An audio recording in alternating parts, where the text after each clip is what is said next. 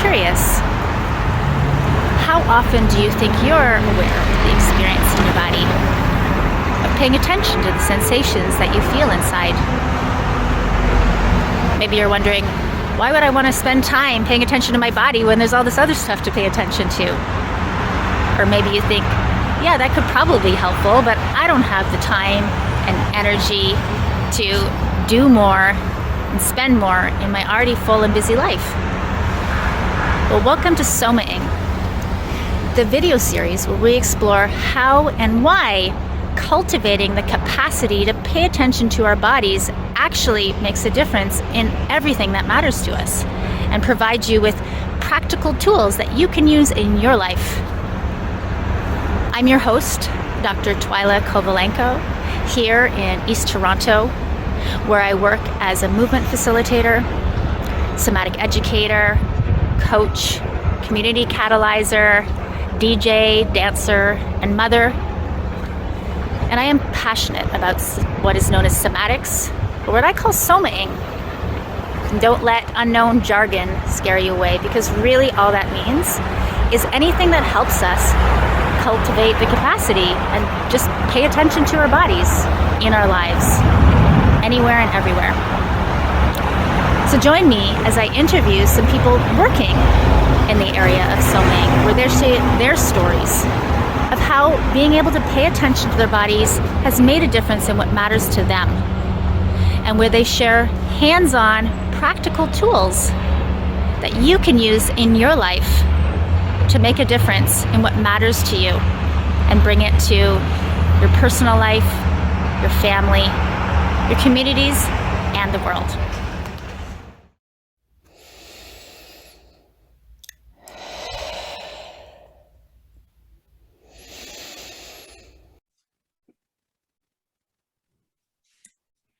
So today on the Soma'ing show, I get to welcome Dr. Bellerose, who also goes by Cri-Cri. And I'm really looking forward to the conversation today with you, Cri-Cri. Cri-Cri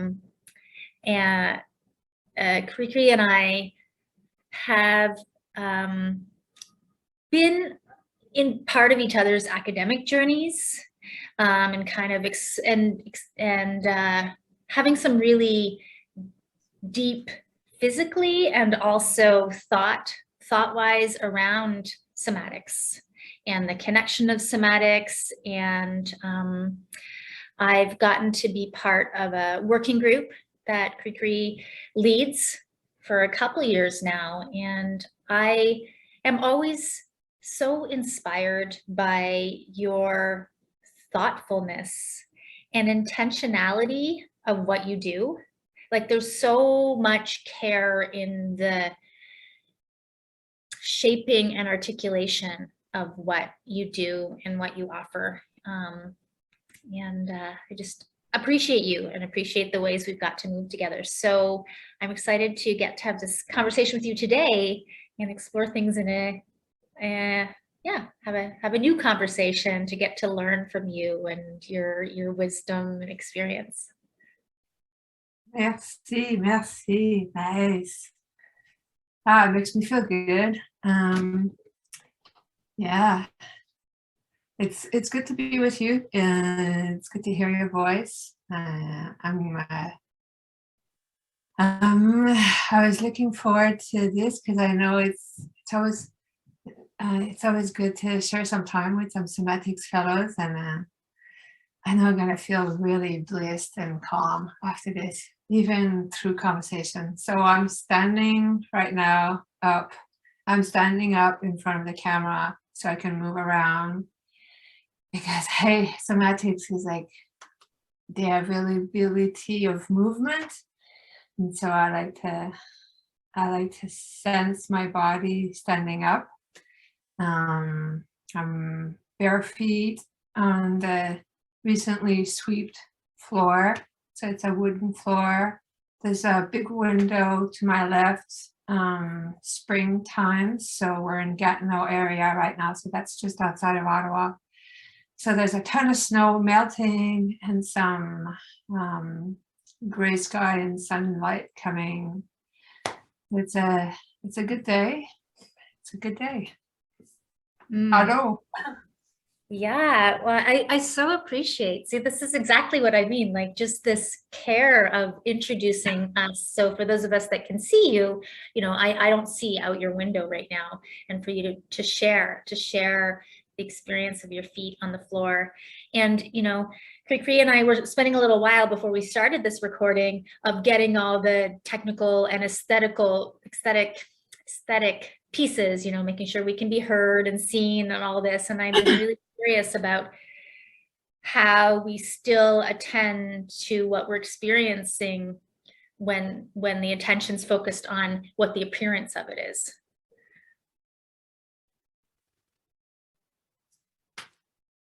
It's my turn. I guess it's a lot of it for me is comes from the relationship between the mouth and the digestive tract, and all that availability and relaxation, or like availability, I'd say, of my intestine and small intestine, and this whole like bunch of bowels sitting below my diaphragm, the availability of that. And so when I'm standing up, they're less compressed, and if they're less compressed, my diaphragm can be lower. If my diaphragm is lower, my lungs have more room to breathe. If my lungs have more room to breathe, my voice gets lower. I get less tense. When my lungs are lower, my kidneys can rise a little bit, so I don't need to go pee so often. It's a whole like kinetic chain, really important. It's somatic. Like this, I used to teach English for a number of years in China to very able, capable business people, high-end people, and they'd say like, Cri-Cri, we want to speak better English because we want to negotiate, we want to get raise, promotion, and they're in China, so we're talking about like working for international companies where the language is like primarily English, Mandarin, and Russian sort of thing. So I teach them, I'd say, I can teach you English, but the best thing is just remember that you're nervous at your interview because you don't breathe. And if you don't breathe, you die. Therefore, you're nervous at your interview because you're dying bit by bit. Yeah. So the whole thing is like, I'm going to fill my belly now. And for the camera, I'm just like exaggerating, but I'm just like filling my stomach. So it's like big. And then like filling my back, so my kidneys are like floating in this blissful space. And but if you can't do that standing up, then you're doing it in your chair, and you're just like wiggling your pelvis so you have availability. Even if that's not available, then do it lying down or something, but don't suck your tummy. Don't suck your tummy in. I'm so appreciating your self-awareness of your experience in your body. And I'm curious, maybe for our audience, if you could share a little bit about your background of study and practice in somatics, so people have a sense of all the vast amount of work and practices you've done in tuning into your body. Okay. So somatic is I'm a latecomer to somatics. I suppose like a lot of people do. Find somatics like after everything else, after their bodies break down, they find somatics. For me, my body wasn't even broken down. So it goes like this. I go back to university. I'm in my early 40s when I'm doing a master's, I guess. And then I read this book. It's by Sandra Frawley. It's called Researching Dance. So I read this book. I really like what she says. So I start reading her other books, and I found out that she's a phenomenologist. And she's also working on a space-time concept called Ma. It's a Japanese Zen Shinto concept. So I'm like, I'm interested in this woman. I Google her up. I find out she's living not very far away from Toronto, Brockport's just across the border.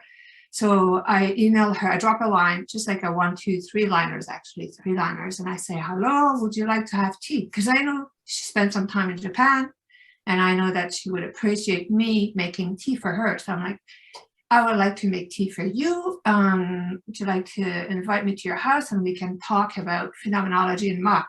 And then she's like, whoa, this is lovely. So she actually emailed me back. She called me. She called me when I was in a store shopping for maple syrup. What is this? And then I was shopping for maple syrup and she calls me and she's like, oh, would you like to meet me? I'm like, oh my God. I fell backwards. I almost passed out. I was so starstruck. And then there was like this stash of like maple syrup on sale behind me. And she's like, come and visit me. But the thing is, she doesn't live in Brockport anymore. She lives in Utah. And she's like, I'm giving a workshop in 2 weeks, a week-long workshop on somatics in Utah. I was like, somatics, whatever. I just want to meet the lady. So then I drive my car 10,000 kilometers with my dog back and forth, 5-day driving with like a 2009 tiny little Hyundai 3-door in the big mountains of Colorado and the big mountains of Utah. I arrived there and I do somatics and I was just like, oh, somatics, what's this? And then we start rolling on the floor. And then after that, we do like body work. So it's basically Feldenkrais. She's a student of Feldenkrais. So her brand is like Shin Somatics, East West Shin Somatics. And yeah, so I started doing that. I just started doing, she's like, oh, you can have a certificate with me and graduate in somatics. I was like, oh, whatever. I just want to talk with the lady about phenomenology and Ma. And then she brings me to these gorgeous mountains, which are Mukuntuweap, that's the Zion National Park. They're in Utah. And it's the end of winter, December. There's snow on the floor, on the ground. And I can't stand still because it's so beautiful outside. So I don't even listen to the conference that's going on. I walk outside. I get all my clothes off, even if it's winter. And I put some white clothes that I usually perform in white clothes. So I put some white clothes. I walk into the river. It's a freezing river because the river is like melted snow from December snow. And I'm listening to the mountain and I'm super attuning to the mountain and I'm breathing with the mountain and I'm like in water for an hour. And I start performing there in the boulder. And that photo made it to the cover of her book that's called Somatic Dance and Yoga. Moving Consciously, it's called. And then, so that was in, I guess, 2014. And every year I'd go and visit her. And every year, like I train in somatics and I would make relationship with like my movement performance art outside, because I do movement performance art outside, started to become better because I was attuning to myself and attuning to the land. Whereas before, my movement performance art was like intuitively attuning to everything, but I didn't rehearse, I didn't practice some of the techniques or like understand my body language, like the language that my body would say, like, remember we did that in the training, now this is serving you to attune better. So that's the long story to say that eventually I caught up to the teaching of somatics that were given to me. And I became like in love with like rolling on the floor and then mixing that with my movement performance art. So I just did a whole PhD on somatics and movement performance art. And yeah, that's somatics happened to me. It just happened to me. I totally didn't seek it. Mm-hmm.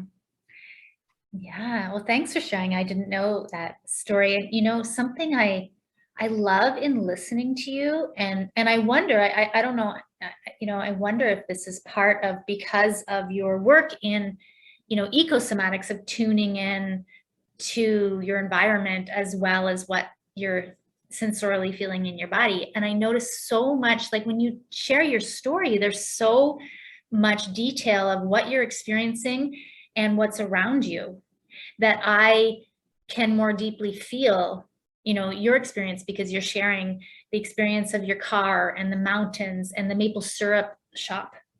And I find that really unique. I don't know if that has, if you articulating so clearly about the environment and your experience in it has come from the focus of your work. I don't know if you know that. Or maybe Yeah, you've always yes. been quite descriptive. Yes.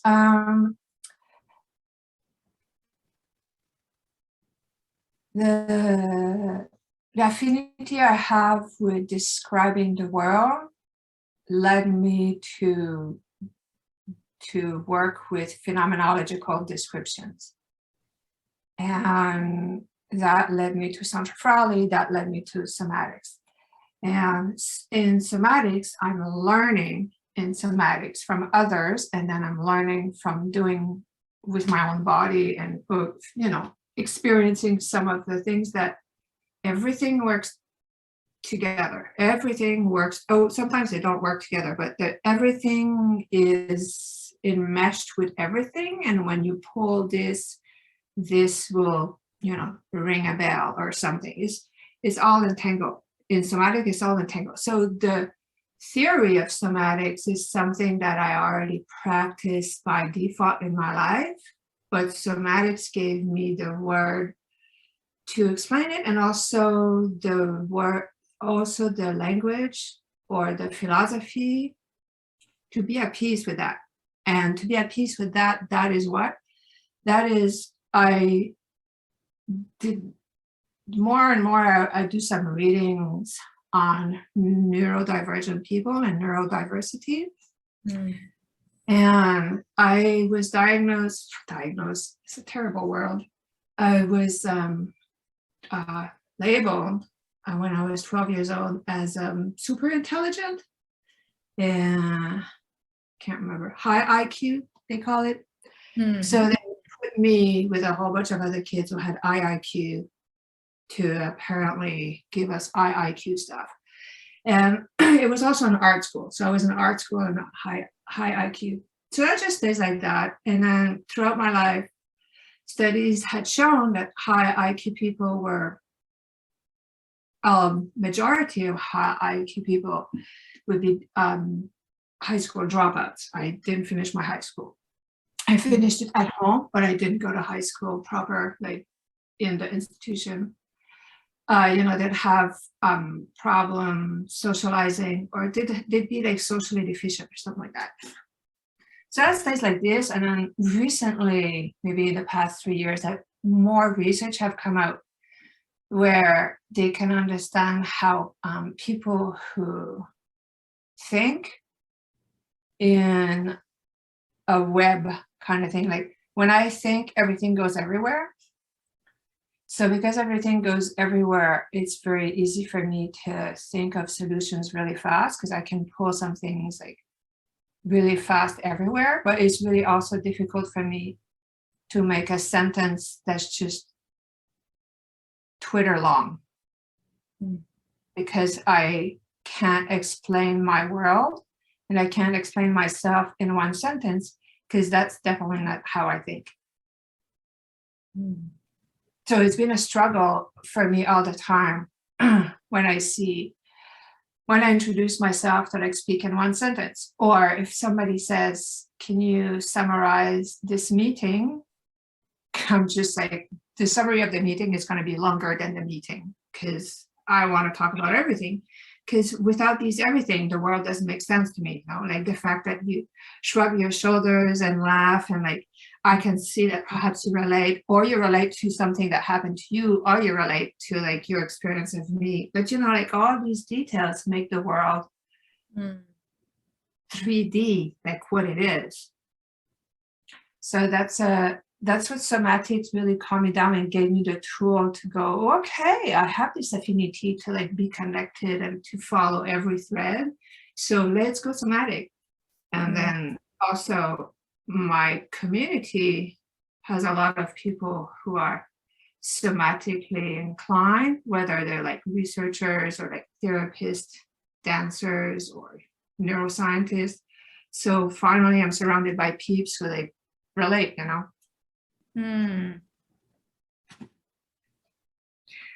You know, one of the things that I'm hearing from you is this whole world of somatics has supported your natural attention to the interconnection of many aspects of experience, whereas before it, you know, there was this expectation to fit in some box and summarize and cut things off, and instead now, you know, actually celebrating and demonstrating, you know, why it's important that we can attend and see the interconnections. And I guess that's maybe prefacing my next question, because I think this is, from my understanding, some of the research that you do is, you know, why would it be important for us to see the interconnections, particularly with environment or different facets? You know, why would we want to? You know, we could live the world through Twitter, and what would we be missing if we didn't have, you know, the depth of articulation that someone like you is offering us? Yeah, well, if I'm able to offer the plurality of that, I'm also understanding that some people don't have, like, you know, some people might eat an apple and just have the sensation in their mouth of a bit of food coming into their mouth. And, you know, like they have like a 2D understanding of having eaten that apple. They're not able to connect the plurality of these experiences. And some people are able to connect the plurality of these experiences. And I think it's something that we can develop, but I'll have to work with like a neuroscientist and people who are neurodivergent, and have, you know, some people who have like had like neurological trauma or like psychological trauma where they can't connect things. So I'm saying that these can be worked on. Maybe I'm wrong, and that's fine. I think where we're missing when we're not connecting is that we're just really probably don't want to go there so much for this podcast, but the neoliberal system is functional when we don't have a lot of flavor. You know, it's just homogenizing everything, including like just one verb per argument, one subject and one complement, and that's it. It just serves like a purpose of delivering fast paced, not too disturbing material. And we're not connecting things, and we're making a whole bunch of different theories like decolonization, you know, like we have to like reconciliate and decolonize, and it's just like, wait, just go outside and look at the bugs waking up from the winter that are like just under this pile of molding rubbish compost that winter really forced together as a little like piece of biscuit. And then these insects are just like waking up, like this world is accessible for us. It's right outside. It's accessible to see nature waking up after winter and then summer coming. And what's accessible is like the quality of the air is different. How you breathe the air is going to be different. The sound is going to be different. We no longer walk on snow. It doesn't go crunch, crunch anymore. You know, we have like swoop, swoop and swoosh, whoosh, like all these sounds because it's wet and dry and this rubbles. So this is accessible, but we have like we have made things that are detached. Everything is labeled and detached and packaged and not complex and not attached. So then we need to have all these theories around it that are like, oh, wait, we need all these theories to repair this and repair that. It's like, oh, wait. Everything is functional, even if it doesn't, like even someone, I don't know how to say this, but if you're a person listening or watching and you live your life in a chair that brings you mobility everywhere, you still have access to all the wonderful wonders around you in the way that you can process them. And that's enough, and that's beautiful. And I have the ability to see a lot of wonders and stuff like that, and to get lost in a lot of like wonderful things happening inside and outside and in connection. And that's fantastic. And some people, have the end of they're on dementia and they just live in their memories, and that's beautiful too, these connections. This thing about like labelizing and like refining and cutting is artificial. It doesn't exist anywhere in the world. It's just in like a neoliberal, like in the economy we have right now. It just exists in that. It never exists. It doesn't exist anywhere else. You can never like take $1 and put it on the ground and it's gonna grow a tree of dollars. Like $1 doesn't die and it doesn't get reborn.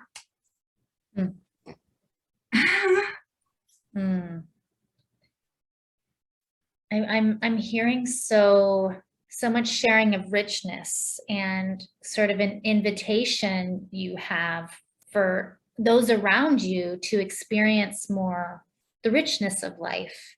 And I think many of us can forget to attend, particularly to things in the natural world, as you're talking about how sensorially it changes so much. As those of us that live in places with seasons, it changes, what the sounds are, what the sensations are, how it feels in our body, even the clothes that we need to wear through the seasons, and the sensations on our skin of the different temperatures.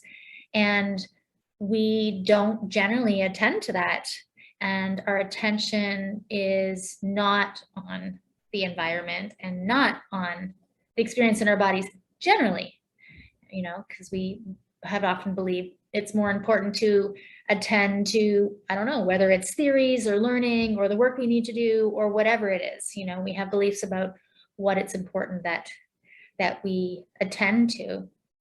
And I guess part of the purpose of the show is, I really believe it's critical that we relearn how to attend to the experience inside and outside through the sensations in our body, how, and sharing more about like how that does really make a difference in things that matter to us.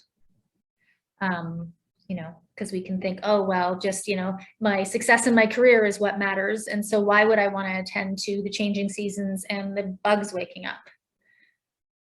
And I'm just, with sharing all that, I'm curious what your response would be.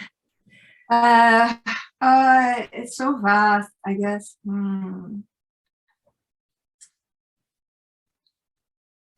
Okay, I want to share a lesson that's really a big lesson for me, and I'll try to be prompt for this one. I first attended York University. I arrived there from having lived in China for a decade, and before that Vancouver, and before Montreal. And I arrived there by bus through the back part of York University, I guess, campus that was still in construction. And my heart sank so low. I thought, this has got to be the ugliest place I've seen in my life. I've been into ugly places, like countryside that have been bombed. And that place was like ugly. And I was like, oh my God, I just signed up for higher studies. Like, I'm going to be there for 6 years. I got to do something. So I put my white clothes, because I wear white. There's a whole story about the white clothes wearing, because I used to do visual kinetic and projection on my body. and white clothes catches the video projection really well. I just never changed or updated my wardrobe, so I still wear these white clothes. That's why. So I wear these white clothes to go and perform. The whole week, I performed something that I called threading unity. And the idea was like to take a thread and to attach it to a building and just walk until I am in like a wild side, like not a building, like the grass, for example. And then with a needle, we thread unity, thread the grass and bring it back and knot it to the building and back and forth, and having like this symbolic thread. So I have a needle and I do this for a few days. I'm sitting down and I'm in a performative zone, which means I'm super hyper attuned, and I'm also, I'm proud of myself. Like, I'm a performer and I have this great idea. So I'm like removed at the same time. I'm attuned and I'm removed. And I go to poke this grass and I see a little worm walking on this. Do you know how big a worm is on a grass? It's like tiny. Mm-hmm. I just little worm going up the plate, and I'm about to like skewer it with my needle, because I've got this grand performative idea of like threading unity. I want to cry. I just stopped, and then I was like, what am I doing? Hey, I'm a big human. I come here with a needle. I decide to make this place more beautiful by poking every little worm's body to make art. So I'm crying right now. I just, it's just like such a big lesson that the land gave me, and just said, be humble, be humble. And that really started my relationship anew with performance and the land, because wherever I am, I'm always going to step on a worm. Am I going to stop walking? I don't think so. I just got to like be humble, see the differences between us, continue, acknowledge, love, understand that, sometimes when I like to perform in the cold. I don't like to perform in the cold. I perform a lot in the cold. And so I have to be humble and say, it's too cold right now. I gotta go put some clothes on and go warm myself up. And the difference between inside and outside is such a big humbling lesson. For some people it could be love. It's love too for me. But when I'm like, go to Hawaii, I've been to Hawaii, and I want to make beautiful pictures of my performance in the ocean. It's like the ocean is like, you see like the ocean in Hawaii, and they're like, oh, let's go make beautiful bikini pictures on the beach. You're doing performance in Hawaii. The water is powerful in Hawaii. I mean, it's an many islands in the middle of the Pacific Ocean. Hawaii is a mountain that is taller than Mount Everest. If you calculate its height from the bottom in the sea, can you imagine all the forces at play that make like the rip current go strong? Some people are like, oh, we're all one. It's like, no, I don't have gills. I'm not a fish. I'm not one with the ocean. I'm different than the ocean. And so I need to have a negotiation with the ocean when I do a performance, because it's going to skewer me. Or she's going to skewer me, I should say she. So that was a short story. From talking to you today, I'm having this insight or understanding of how powerful and important it can be for others to share their experience in their body, the sensorial experience of life, And I think that's why a lot of literature can be really powerful when it goes back to that expanding the richness, like life, like when I sit here and listen to you, I'm experiencing like a greater amount of richness in my body through listening to your words describing, which is interesting because so much somatic practice we do, without words and we do on our own.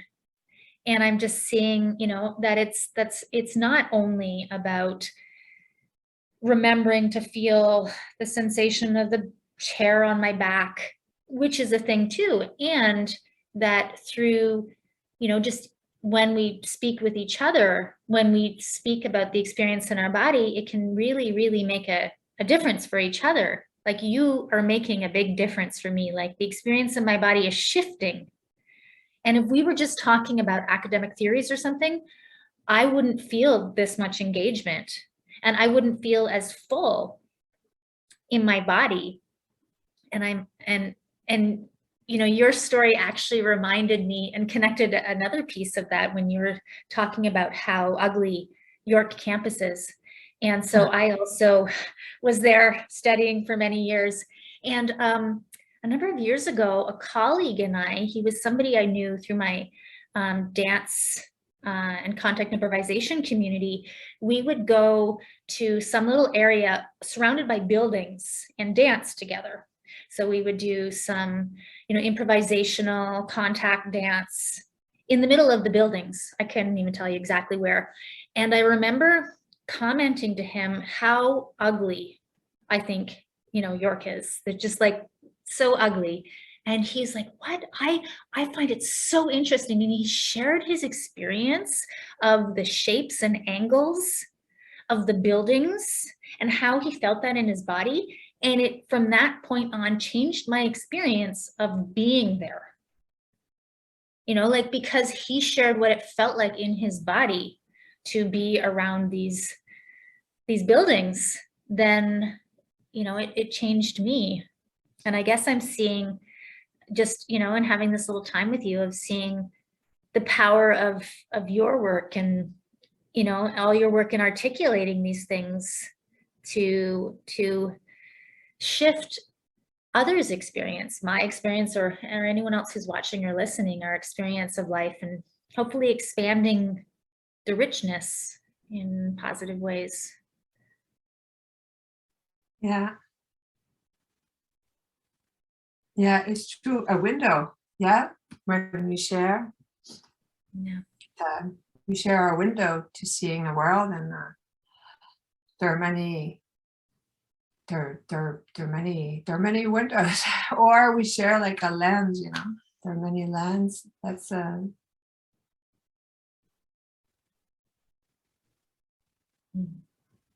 think somatics,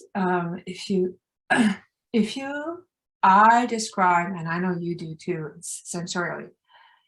Somatics is a word that's used a lot in the United States. They will talk about social somatics, and so social somatics might be something that's the individual related to the society, related to the environment. But I think it's really important when we use and claim to use the word somatic we have to have an understanding of structures as well. So structure of society, but structure of the body. And understanding structures, we're able to understand that a different worldview also has a structure. And so if a different worldview has a structure, then we're able to see through this worldview because people give us an explanation of its structure. Like your friend saying, I'm dancing, there's these buildings, the angles, how they're close, how they're far. So that's like a structure of a spatial arrangement. And then we can latch on this structure and experience this worldview by proxy, by sharing. So it's just, I think, understanding the body, how the body works, not how the body should work, but like what makes the body such a complex, the human body such a complex structure. allow us to validate and hold space for a multiplicity of experience of that structure, including people who, like might have wires crossed, or like me, like my synapse just like fire everywhere. It's like, oh, I understand this, and then it's a valid experience. It's a valid experience. The experience of the structure is a valid experience, not only like the empirical understanding of how it works when computer tells you how it works and stuff, but the experiencing how it is. You can share it with other people, and people can relate to you, and in turn hold space for their experience to bloom, to expand, and for holding space for others' experience. So thinking about connectivity in these ways, rather than having a theory that says, oh, you have to reconciliate because this feels, it's like, well, how do you? I know you have to, but how do you? What is it? What I'm hearing and understanding, I don't know if this is what you said, and you can correct me, but what I'm hearing some powerfulness of what you just shared is speaking from experience. So if I, told you, the sky is white, and that's not your experience right now. I mean, maybe that's not a good example, but anyways, if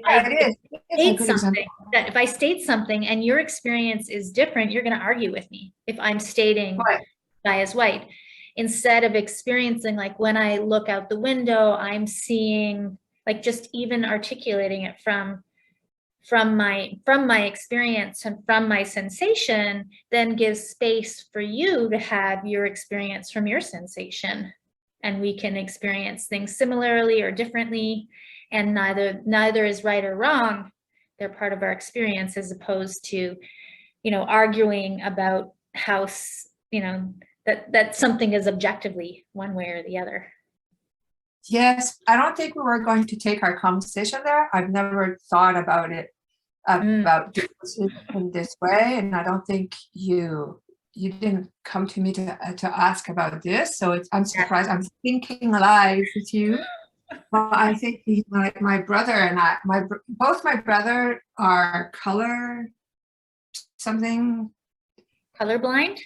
Yes, colorblind, and then they don't see green, and which is really weird. Green and brown are reversed, so they see both, but they're reversed. Also, they see sort of gray. My little brother sort of sees gray, and so we knew this because in kindergarten you have to draw a tree, and the tree is like green leaves and brown trunk. That's the norm. So they, of course, drew a brown leaves and a green trunk. Everybody laughed at them, and it's like, what is this? For me, I'm the oldest. I was the first one to be laughed at because my head is like synesthesia, everything goes everywhere. And I drew the trees with a whole bunch of different colored leaves, and I was the only one doing this. And everybody laughed, and I was like, but it's autumn out there. Like, how does people draw green trees when it's like October? I don't get it. Like, the trees are multicolored. So that was my experience. These are my brother's experience. I'm saying this because it's instead of having a relationship where what the other sees is different, and different is all the explanation you need. It's like a flat 2D difference. And then you can say that's not good. But if that difference is like populated with a wealth, a richness, so complex, it's like, this is how I actually observe the world day to day. I see autumn, and my brothers are like, this is how I see the world. Brown is green and green is brown. Cool.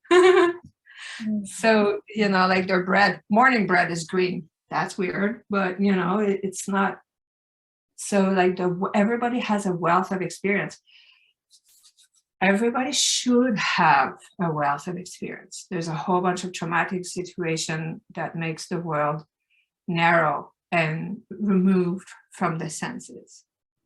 But everybody should be granted space and place to have their wealth of experience, that everything is the world. And then when somebody says, this is different, and you go, oh, this is different. This is a whole other bag of like wealth and richness differences, instead of just saying, oh, 2D, this 2D difference is like, ew, you know, and you kick it. Yeah, wow. Yeah, It's a what new- what I'm experiencing from our talk today is just this invitation to really listen for somebody's unique experience and see how that can, add richness to our own experience, as well as speaking about our own experience. And I guess an invitation, maybe I'd offer the invitation to our audience to try out sharing, articulating their experience of what's around, of what's within, with others in their life. And, to have the experience I'm having with you of so much richness because of what you are sharing with me, and sharing much more than a lot of people do when I speak with them about what you're seeing, sensing. Even before we got on, you were telling me about experience of the floor, and you swept it, and then you got some scent, and were describing the scent for me. And there's just so much full body invitation for me. And I think that's something we can give to ourselves and each other by sharing more. I'm gonna say a short sentence is, if you don't know how to describe it, some people say, I don't know how to describe it. And of course, a lot of the body's intelligence is pre-verbal, like we don't have, it hasn't come to the consciousness where you can neurologically express it in words, or you simply don't know the words, or an English or a language like English is impoverished, only has words that serves the culture of present, which doesn't have words for a multiplicity of things, or has words for like putting things aside, like art aside. Then just describe it. It moves front, it moves back. I had a student tell me, I asked a student recently, a group of students, pardon me, to describe what they best like to touch. And one student said a book. And I said, oh, you like to touch it? I was thinking paper cut. I was like, and she said, I like the weight of the book. So for her, the touch is the weight. That's okay. Like, just describe what's around it. If you don't have the word perfectly for that, just look for the web that's connected to it. Make up a word. Like Soma'ing. You come up with Soma'ing. Yeah. And I'm just going to bring in one more thing. When we were discussing having this interview, you shared about your experience with a metaphor, and you offered this metaphor of a pastry, and sent me a picture of the pastry, and we're talking about the experience, and it just gave me this richness. And so just, I love how you're inviting just to not have to make it complex or perfect in terms of when we share about our experience. If we don't have the words, just the words that are there. And sometimes a metaphor, sometimes it feels, and it doesn't have to make sense, and it can be, like it feels like pink, or I don't know, whatever is arising. Yay. Yeah. Well, thanks so much for sharing just this little small snippet of some of your experience and work and what matters. And yeah, you've made a difference in my life just in our talk today. So I really appreciate you taking the time to speak. It's so good. I feel really surrounded by you and your effort. I wish you well in Soma'ing. Let's talk again when I have a better microphone too, or maybe I'll have new experience or something like that. And you've uplifted my day. That's for sure, the day. So and thank you for those who are gonna listen or hear. If you have comments or something, I'm sure that Twyla has an outlet for comments and just experience, have fun. And if you don't find sensing anything, that's okay too, because that's probably what's happening. And that's a very rich experience in itself.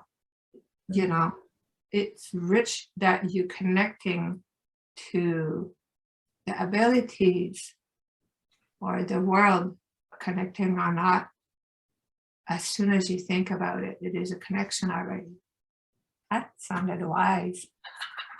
Yeah, thank you. The experience doesn't need to be any particular way. Just the intention of attending to our experience is what matters in itself. Yeah. It's what feeds you in the self. It matters for the world, and it feeds you, and it feeds the world. So big belly. Big belly.